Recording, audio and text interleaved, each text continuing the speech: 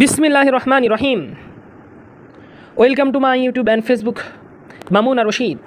গুরুত্বপূর্ণ অঙ্কটি দেখতে হলে শুরু থেকে শেষ পর্যন্ত দেখতে থাকুন, আর অবশ্যই কমেন্ট করতে ভুলবেন না। কমেন্ট করলে কি হয়, ভিডিও বানানোর আগ্রহ বাড়ে। এবার ভিডিওটিতে এক দোকানদার প্রতি 100 গ্রাম 15 টাকা ও 20 টাকা দরের দুই ধরনের চা কি অনুপাতে মেশালে মিশ্রিত প্রতি 100 গ্রাম চায়ের দাম 16 টাকা 50 পয়সা হবে। তাহলে এখানে 100 গ্রামের কোনো কাজ হবে না। তাহলে এখানে প্রশ্নে বলেছে কি অনুপাতে, অর্থাৎ অনুপাত বের করতে হবে, কিন্তু এখানে কি বলা হয়েছে, দুই ধরনের চায়ের কথা বলা হয়েছে। তাহলে সেক্ষেত্রে প্রথমে অঙ্কটা করতে হলে ধরে নিই। তাহলে একটা জিনিস ধরে নিতে হবে, ধরি 15 টাকা দরের। তাহলে সেক্ষেত্রে 15 টাকা দরের চা এক্স গ্রাম ও এখানে দুই ধরনের চা 15 টাকা এবং 20 টাকা চায়ের কথা বলা হয়েছে। তাহলে 20 টাকা দরের চা ওয়াই গ্রাম।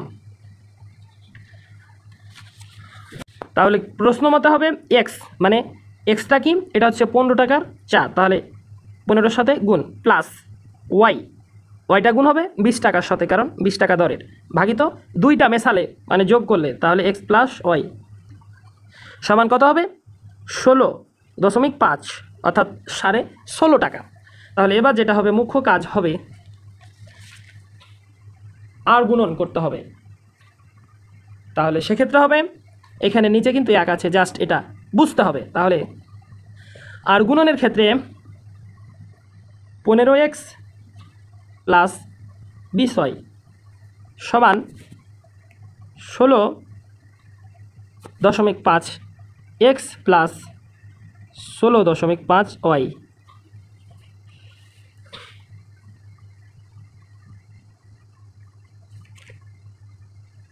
তাহলে সেক্ষেত্রে পুরোটা করে হবে, এটা কিভাবে হলো,